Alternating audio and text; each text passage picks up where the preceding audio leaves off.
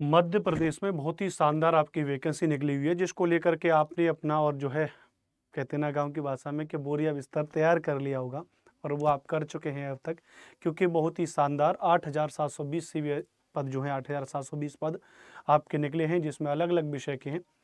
और इसको लेकर के आपके दिमाग में सबसे पहले डाउट बहुत सारे आ रहे हैं कि सर कैसे तैयारी करें, क्या मामला अपनाएं। तो मैं अपने विषय को लेकर के और आपसे बात करूंगा। आप सभी मुझे बखूबी जानते हैं, मेरा नाम अनुपम भारद्वाज है। आप सभी का ज्योग्राफी का टीचर, भूगोल का शिक्षक।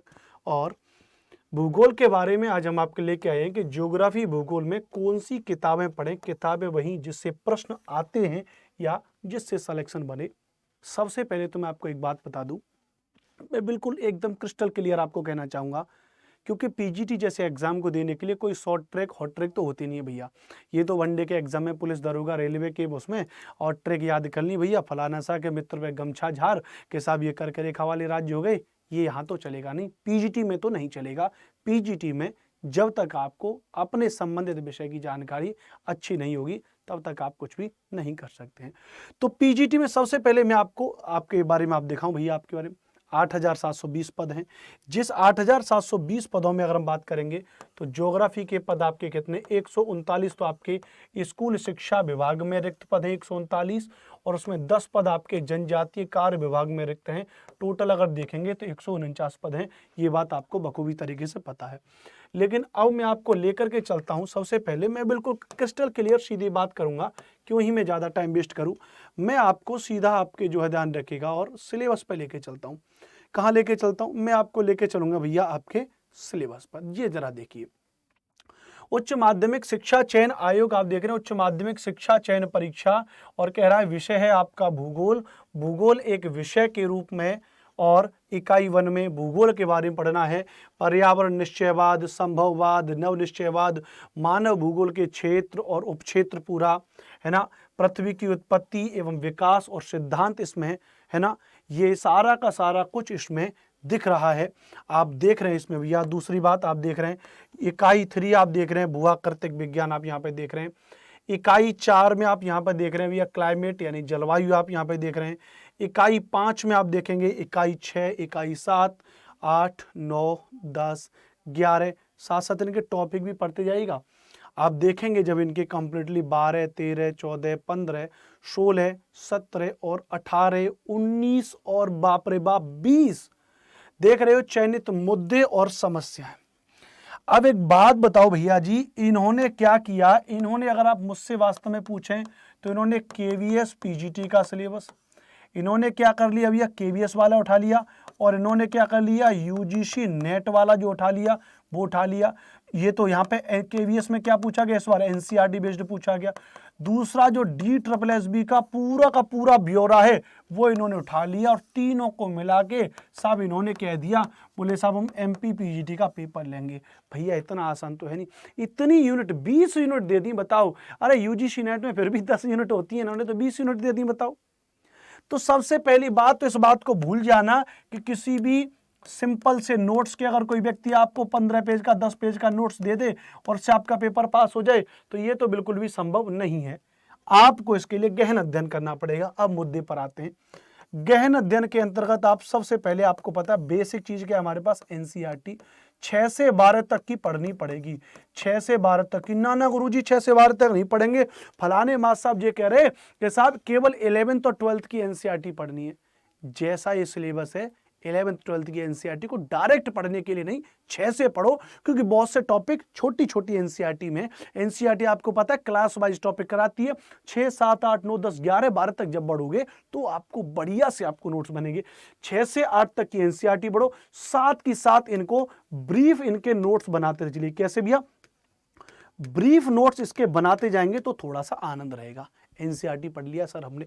दूसरा सबसे ज्यादा मोस्ट इंपोर्टेंट है कि आपने और जो अपनी पोस्ट ग्रेजुएशन की थी, बोले गुरुजी ये बात मत बोलो यार, पोस्ट ग्रेजुएशन तो ऐसे की थी, घर बैठे की थी, 10,000 रुपये पहुंचा दी थी स्कूल में, साल में एक बार पेपर दे के आ गए थे, पता ही नहीं था सिलेबस क्या था, किताबें कौन सी थी, मॉडल पेपर से पढ़ लिए थे। सही कह रहा हूं कि ना? अधिकांश बच्चे कैसे हैं, बोले साहब देखो फॉर्म भर दिया था, साल में एक बार लास्ट में गए थे, फोन आया था स्कूल वाले का, बोले आपके पेपर हैं, मॉडल पेपर खरीद लिए थे मार्केट से, उससे लेके आ गए थे साहब, और 50-60% आ गए थे। लेकिन कुछ हमारे ऐसे भी होंगे, तो हमारे दोस्त भाई बहन जिन्होंने अपनी रेगुलर पढ़ाई भी की होगी, जिन्होंने क्या की होगी भैया, जिन्होंने अपनी रेगुलर पढ़ाई भी की होगी।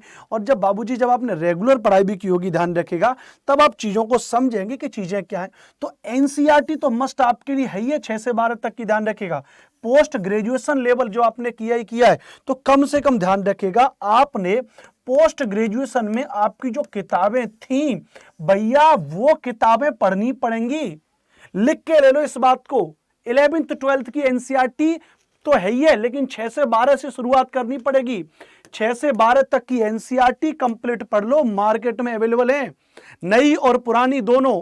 पीजीटी का पेपर इतना बड़ा आसान नहीं है, क्योंकि 100 क्वेश्चन है भैया, और 100 क्वेश्चन में कोई कॉमन पेपर नहीं है, पूरा का पूरा कंप्लीट 100 क्वेश्चन सब्जेक्ट के। तो बढ़िया पेपर आएगा, स्टैंडर्ड लेवल का आएगा।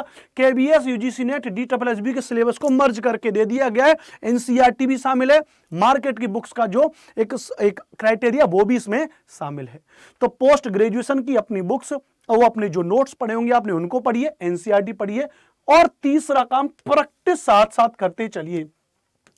बोले गुरुजी प्रैक्टिस कैसे करें, इसके मॉक टेस्ट तो है नहीं भैया। केवीएस पीजीटी के पेपर मार्केट में अवेलेबल हैं, डीएसएसबी के पीजीटी के मार्केट में अवेलेबल हैं, यूपी पीजीटी के मार्केट में अवेलेबल हैं भैया, ठीक है। ऑल टीजीटी पीजीटी कम से कम मार्केट में, तो कंबाइंड पुस्तक भी आ रही, इसमें ऑल टीजीटी पीजीटी ज्योग्राफी के क्वेश्चंस मार्केट में अवेलेबल हैं। तो सभी राज्यों में, विशेष तौर से यूपी, डीएसएसबी, केवीएस, इसके ज्योग्राफी के पिछले साल के पेपर ऑर्डर कर लो आराम से। साथ ही साथ UGC net geography, UGC net geography के पेपर आपको पढ़ने पड़ेंगे, तब जाके बात बनेगी। इस बात को याद रख लीजिएगा, इस बात को समझ लीजिएगा, नोट कर लीजिएगा, ईमानदारी से बता रहा हूं, तभी होगा।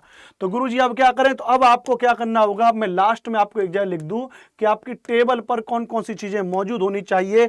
आपकी टेबल पर नंबर 1 ध्यान रखेगा, 6 से 12 तक की एनसीईआरटी, 6 से 12 तक की एनसीईआरटी आपकी टेबल पर मौजूद होनी चाहिए। दूसरा ध्यान रखेगा, आपकी एमए की सभी बुक्स आपकी मार्केट मौजूद होनी चाहिए। एमए की बुक्स ज्योग्राफी वाली कौन सी, जो स्कूल में पढ़ी थी अपने कॉलेज में, डिग्री कॉलेज में, एमए की बुक्स सारी की सारी। तीसरी ध्यान रखिएगा, आपके पास में पीवाईक्यू मौजूद होने चाहिए, ऑल टीजीटी पीजीटी। क्या भैया, ऑल टीजीटी पीजीटी सभी राज्यों के, लिख दे रहा हूं यहां पे मैं, सभी राज्यों के जो भी हैं, जैसे यूपी है, जैसे झारखंड है, जैसे राजस्थान है, ये लगाने पड़ेंगे आपको, ध्यान रखिएगा। तीसरा, कम से कम आपको भैया यूजीसी नेट के पेपर मौजूद होने चाहिए। इतना सब कुछ करोगे तब जाके टेबल पे 4-5 चीजें रखी हूं, मस्त तरीके से पढ़ो, सिलेक्शन की गारंटी हम दे रहे हैं। सिलेबस मैंने आपको बताई है, इससे संबंधित यही सोर्स आपके लिए मैं फॉलो करूंगा, यही सोर्स आपके लिए मैं फॉलो करूंगा। मेरा नाम अनुपम भारद्वाज है, एमए ज्योग्राफी मैंने किया, यूपीएससी मेरा ऑप्शनल रहा है। विगत 8 से 10 वर्षों से लगातार ज्योग्राफी पढ़ा रहा हूं, और शानदार तरीके से, जिसमें हमने आपके लिए एनसीईआरटी के नोट्स भी बनाए हुए हैं, बेसिक एनसीईआरटी पर चैप्टर वाइज हमने आपको एमसीक्यू भी आपके लिए बनाए हुए हैं। एमए खुद मैंने किया है, उसके मेरे सारे के सारे नोट्स मेरे बने रखे हैं, उसको मैंने पढ़ा है। पीवाईक्यू सारे के सारे हैं, यूजीसी नेट का सारा और ढेर सारा कंटेंट जो मैंने पिछले 7 से 8 साल के दौरान पढ़ाने के दौरान इकट्ठा किया है, वो सब मैं आपको देने वाला हूं एक अपने पेड बैचेस में। तो आप चाहो तो वहां पर हमारे पेड बैच में इंटरेस्ट ले सकते हो।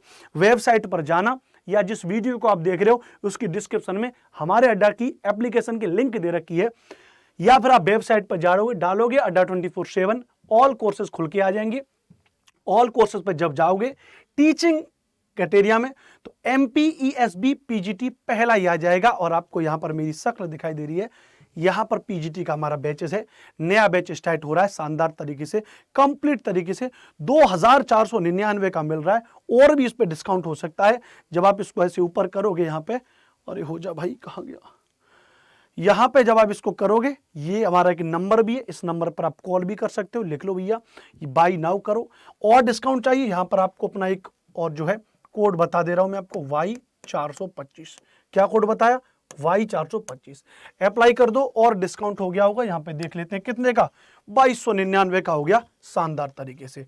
तो Y425 कोड का प्रयोग करो, 2299 का आपका ये कोर्स हो जाएगा। शानदार तरीके से पढ़ो, तैयारी जबरदस्त करो। लिस्ट आपके सामने है, इस बात को ध्यान रखिएगा। यह लिस्ट आपकी तैयार होनी चाहिए, इससे आपकी तैयारी बनेगी।